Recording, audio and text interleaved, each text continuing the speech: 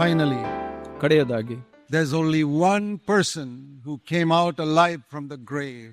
ಒಬ್ಬನೇ ವ್ಯಕ್ತಿ ಆ ಒಂದು ಸಮಾಧಿಯಿಂದ ಮೇಲೆ ಎದ್ದು ಬಂದಾತವನು. Every religious leader, his grave is still there. ಎಲ್ಲ ಧಾರ್ಮಿಕ ನಾಯಕರ ಆ ಒಂದು ಸಮಾಧಿ ಇವತ್ತು ಕೂಡ ಇದೆ. There's only one person whose grave is empty. ಒಂದೇ ಒಂದು ಸಮಾಧಿ ಖಾಲಿಯಾಗಿದೆ. That's Jesus Christ. ಅದು ಯೇಸು ಸ್ವಾಮಿ. So for all the reasons I gave you today, ನಾನು ಎಲ್ಲಾ ಕಾರಣಗಳನ್ನು ಇವತ್ತು ಕೊಟ್ಟ, that is why I believe that Jesus Christ is the only way to the Father. ಅದರಿಂದ ನಾನು ಹೇಳ್ತೀನಿ ತಂದೆಗೆ ಒಂದೇ ಮಾರ್ಗ ಯೇಸು ಸ್ವಾಮಿ. That is why I believe Christianity is the only truth. ಅದರಿಂದ ಹೇಳ್ತೀನಿ ಕ್ರೈಸ್ತತ್ವ ಮಾತ್ರ ಒಂದೇ ನಿಜವಾದ ಮಾರ್ಗ. I don't argue with people. ನಾನು ಜನರ ಜೊತೆ ವಾಗ್ವಾದ ಮಾಡಲ್ಲ. Christianity is the way. ನಾನು ಕ್ರೈಸ್ತತ್ವ ಒಂದ್ ಮಾರ್ಗ ಅಂತ ಹೇಳೋದಿಲ್ಲ. Jesus Christ is the way. ಯೇಸು ಸ್ವಾಮಿ ಮಾರ್ಗ ಅಂತ ಹೇಳ್ತೀನಿ. Tell people I'm not trying to convert you to Christianity. ನಾನು ನಿಮ್ಮನ್ನ ಕ್ರೈಸ್ತತ್ವಕ್ಕೆ ಪರಿವರ್ತನೆ ಮಾಡ್ತಾ ಇಲ್ಲ. I'm not trying to change your name from Ramakrishnan to John or Andrew. ನಾನು ನಿಮ್ಮ ಹೆಸರು ಬದಲಾಯಿಸಕ್ಕೆ ಪ್ರಯತ್ನ ಮಾಡ್ತಾ ಇಲ್ಲ, ರಾಮಕೃಷ್ಣನಿಂದ ಜಾನ್ ಅಥವಾ ಆಂಡ್ರೂ ಅಂತ. That will not change you. ಅದು ನಿಮ್ಮನ್ನ ಬದಲಾಯಿಸೋದಿಲ್ಲ. Keep your name. ನಿಮ್ಮ ಹೆಸರನ್ನ ಹಾಗೆ ಇಟ್ಕೊಳ್ಬಹುದು. You must let Jesus Christ come into your heart. ನೀವು ಆ ಯೇಸು ಸ್ವಾಮಿ ನಿಮ್ಮ ಹೃದಯಕ್ಕೆ ಬರುವ ಹಾಗೆ ಮಾಡ್ಬೇಕು. Almighty God will come and live inside. ಪರಲೋಕ ದೇವರು ನಿಮ್ಮ ಹೃದಯದಲ್ಲಿ ಬಂದು ನಿಂತ್ಕೊಳ್ತಾರೆ. He will change your nature. ಅವರು ನಿಮ್ಮ ಸ್ವಭಾವವನ್ನ ಬದಲಾಯಿಸ್ತಾರೆ. We cannot change our nature ourselves. ನಾವು ಆ ಸ್ವಭಾವವನ್ನ ಬದಲಾಯಿಸಲಿಕ್ಕೆ ಸಾಧ್ಯವಿಲ್ಲ. You can never change a pig into a cat. ಒಂದು ಹಂದಿಯನ್ನ ಬೆಕ್ಕಾಗಿ ಪರಿವರ್ತನೆ ಮಾಡ್ಲಿಕ್ಕೆ ಸಾಧ್ಯವಿಲ್ಲ. You change your corrupt nature into a clean pure. ಆ ಒಂದು ದುಷ್ಟ ಒಂದು ಸ್ವಭಾವವನ್ನ ಯಾಕೆ ಹೇಗೆ ಬದಲಾಯಿಸಕ್ಕಾಗುತ್ತೆ? God can make a pig into a cat.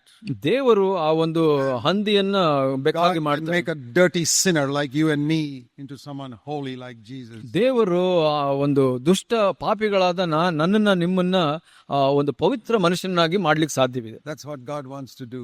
ದೇವರು ಅದನ್ನೇ ಮಾಡ್ಲಿಕ್ಕೆ ಬಯಸ್ತಾರೆ. He first forgives our sin. ಅವರು ನಮ್ಮ ಮೊದಲು ಪಾಪಗಳನ್ನ ಕ್ಷಮಿಸ್ತಾರೆ. I died for your sin. ನಾನು ನಿನ್ನ ಪಾಪಗಳಿಗಾಗಿ ಸತ್ತಿದ್ದೇನೆ. He sends His Holy Spirit into us. ಪವಿತ್ರಾತ್ಮನನ್ನ ನಮ್ಮಲ್ಲಿ ಕಳಿಸ್ತಾರೆ. And covers us with the righteousness of Christ. ಯೇಸು ಸ್ವಾಮಿಯ ನೀತಿಯಿಂದ ನಮ್ಮನ್ನ ಹೊದಿಸ್ತಾರೆ. So that we can stand before a holy God. ಪವಿತ್ರ ದೇವರ ಮುಂದೆ ನಿಂತುಕೊಳ್ಳಕ್ಕೆ ಸಾಧ್ಯವಾಗುತ್ತೆ. When He looks at us, ನಮ್ಮನ್ನ ನೋಡುವಾಗ He doesn't see us.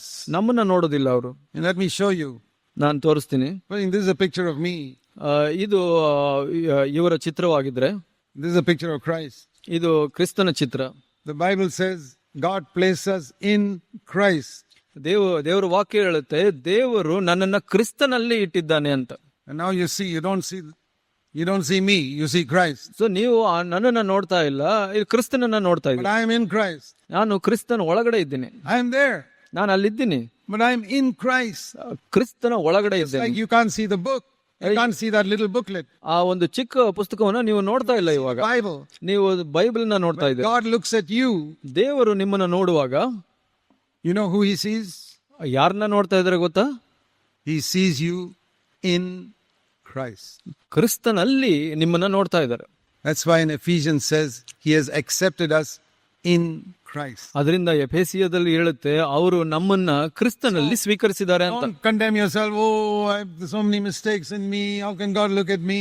ನಿಮ್ಮನ್ನ ನೀವು ಖಂಡಿಸ್ಕೊಳ್ಬೇಡಿ. ಅಯ್ಯೋ ನಾನು ತುಂಬಾ ತಪ್ಪುಗಳನ್ನು ಮಾಡಿದಿನ, ದೇವ್ರು ನನ್ನನ್ನು ಹೆಂಗೆ ಸ್ವೀಕರಿಸ್ತಾರೆ ಅಂತ. I'm not perfect. ನಾನು ಪರಿಪೂರ್ಣನಲ್ಲ. After 55 years of being Christian, I'm not perfect. 55 ವರ್ಷ ಕ್ರೈಸ್ತನಾಗಿ ಕೂಡ ನಾನು ಪೂರ್ಣನಲ್ಲ. Little better than I was 55 years ago. 55 ವರ್ಷದ ಮೊದಲಿಗಿಂತ ಇವಾಗ ಪರವಾಗಿಲ್ಲ. Not perfect. ಆದ್ರೆ ಪರಿಪೂರ್ಣನಲ್ಲ. I can't stand before God in myself today. ನಾನೇ ಹೋಗಿ ದೇವ್ರ ಮುಂದೆ ನಿಂತ್ಕೊಳ್ಳಿಕ್ಕೆ ಸಾಧ್ಯವಿಲ್ಲ. Like this. ನಾವು ಹೀಗಿರ್ತೀವಿ. God will reject me. ದೇವರು ಅದನ್ನು ತಿರಸ್ಕರಿಸಿಬಿಡ್ತಾರೆ. 55 years ago, 55 ವರ್ಷದ ನಂತರ in Christ, ನಾನು ಕ್ರಿಸ್ತನ ಒಳಗಡೆ ಇಡಲ್ಪಟ್ಟೆನು. ಹೀಗೆ that's how God saw me then. ಹಾಗೆ ದೇವರು ಅವತ್ತು ನೋಡಿದ್ರು. And that is how He sees me today. ಅದನ್ನ ಹಾಗೇನೆ ಇವತ್ತು ಕೂಡ ನೋಡ್ತಾರೆ ದೇವರು. So if you're born again today, ಇವತ್ತು ನೀವು ಹೊಸದಾಗಿ ಹುಟ್ಟಿದ್ರೆ you're also like this. ಹಾಗೆ ಆಗಿದ್ದೀರಾ ನೀವು ಇವತ್ತು in Christ. ಕ್ರಿಸ್ತನಲ್ಲಿ. You and I are equally accepted by God. ನಾನು ಮತ್ತು ನೀವು ಸಮನಾಗಿ ದೇವರಿಂದ ಸ್ವೀಕರಿಸಲ್ಪಟ್ಟಿದ್ದೇವೆ. More accepted than you. ನಾನು ನಿಮಗಿಂತ ಹೆಚ್ಚಾಗಿ ಸ್ವೀಕರಿಸಲ್ಪಟ್ಟಿಲ್ಲ. Because I cannot boast about the years I have served God. ನಾನು ಬಹಳ ವರ್ಷ ನಾನು ಸೇವೆ ಮಾಡಿದ್ದೀನಿ ಅಂತ ಹೊಗಳಿಕೊಳ್ಳಿಕ್ಕೆ ಸಾಧ್ಯವಿಲ್ಲ. That is why even when I pray, I don't pray in the name of Zach Poonen, I pray in the name of Jesus. ಅದರಿಂದ ನಾನು ಪ್ರಾರ್ಥನೆ ಮಾಡುವಾಗ ಜಾಕ್ ಪೂನನ ಹೆಸರಲ್ಲಿ ಅಂತ ಪ್ರಾರ್ಥನೆ ಮಾಡೋದಿಲ್ಲ, ಯೇಸು ಕ್ರಿಸ್ತನ ಹೆಸರಲ್ಲಿ ಅಂತ ಪ್ರಾರ್ಥನೆ ಮಾಡ್ತೀನಿ. ಯಾಕೆ?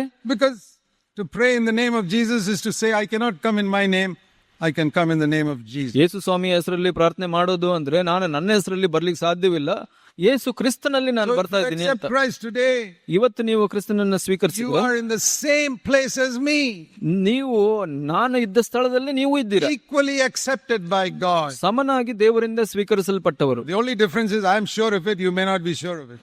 ವ್ಯತ್ಯಾಸ ಏನಂದ್ರೆ ನನಗೆ ಬಹಳ ದೃಢತೆ ಇದೆ, ನಿಮಗೆ ದೃಢತೆ ಇಲ್ಲದೆ ಇರಬಹುದು. But once you become sure of it, you'll be a very happy Christian. ನಿಮಗೆ ಆ ದೃಢತೆ ಸಿಕ್ಕದ ಮೇಲೆ ಬಹಳ ಸಂತೋಷದ ಕ್ರೈಸ್ತರಾಗ್ತೀರಾ. You will hate sin like anything. ನಂತರ ನೀವು ಆ ಪಾಪವನ್ನು ಬಹಳವಾಗಿ ದ್ವೇಷಿಸ್ತೀರಾ. Because you see what Jesus suffered on the cross. ಯಾಕೆ ಅಂದ್ರೆ ಯೇಸು ಸ್ವಾಮಿ ಕಷ್ಟಪಟ್ಟಿದ್ದನ್ನ ನೀವು ನೋಡ್ತೀರಾ ಶಿಲುಬೆ ಮೇಲೆ. One day Jesus will come back. ಒಂದು ದಿವಸ ಯೇಸು ಸ್ವಾಮಿ ಮತ್ತೆ I'm ಬರ್ತಾರೆ. waiting for that day.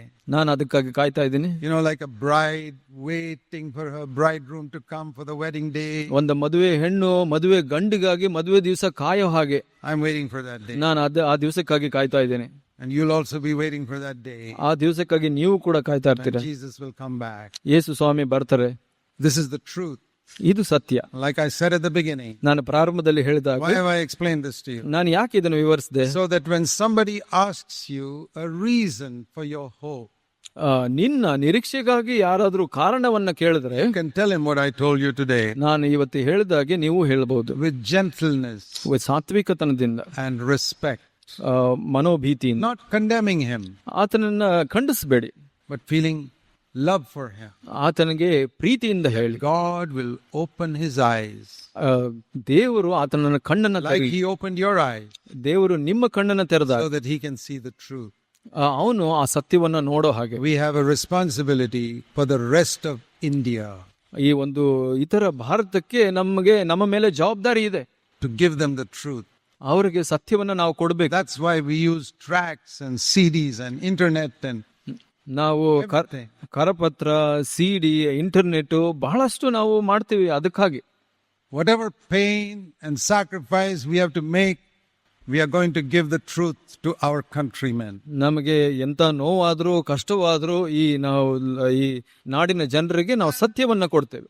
If like in the first century they come and kill us, we are ready to die for the sake of Jesus Christ. ಮೊದಲ ಶತಮಾನದಂತೆ ಅವರು ಬಂದು ನಮ್ಮನ್ನ ಸಾಯಿಸಕ್ ಬಂದ್ರೆ ನಾವು ಸಾಯ್ಲಿಕ್ಕೆ ತಯಾರಿದ್ದೀವಿ. But we will not give up the truth. ಆದ್ರೆ ಸತ್ಯವನ್ನು ಬಿಟ್ಟು ಕೊಡೋದಿಲ್ಲ. God bless you all. ನಿಮಗೆಲ್ಲ ದೇವರು ಆಶೀರ್ವದಿಸಲಿ. Let's pray. ಪ್ರಾರ್ಥಿಸೋಣ. Heavenly Father, ಪರಲೋಕ ತಂದೆ, please help us. ದಯವಿಟ್ಟು ಸಹಾಯ ಮಾಡಿ. We are weak.